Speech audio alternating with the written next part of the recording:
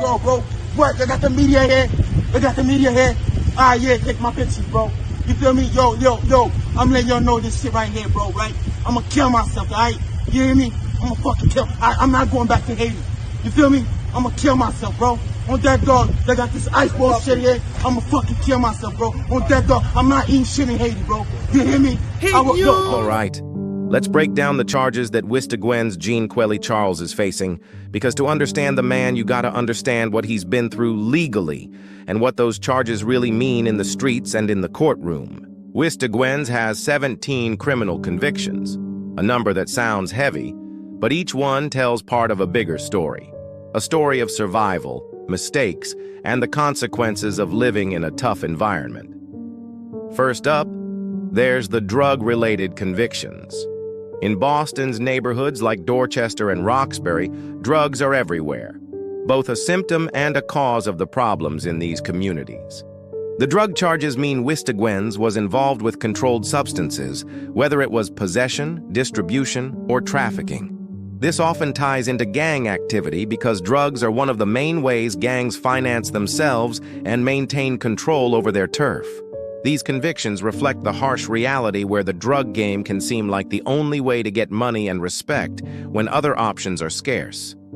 Next, there are weapons charges, possession of firearms or other illegal weapons. In gang culture, guns are both tools of protection and power. Having weapons charges means law enforcement caught him with firearms, which could be used to defend territory or threaten rivals.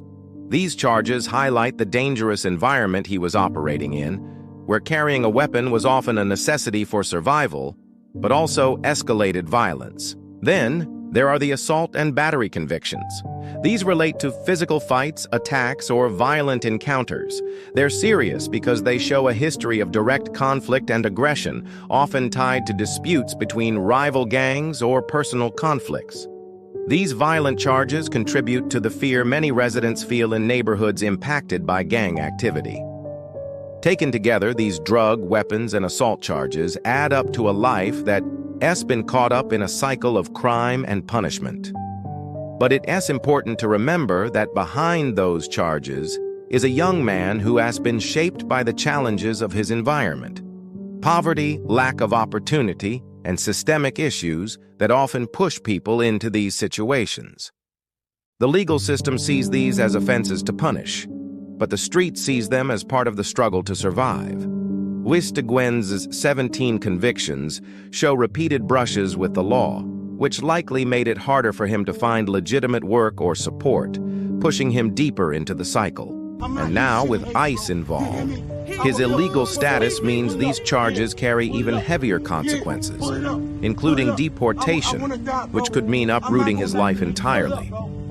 It's a harsh reminder of how intertwined crime, immigration status, and survival can be for people like him. So when you hear the charges, drugs, weapons, assault, don't just think about crime. Think about the context, the pressures, and the system that shapes these outcomes.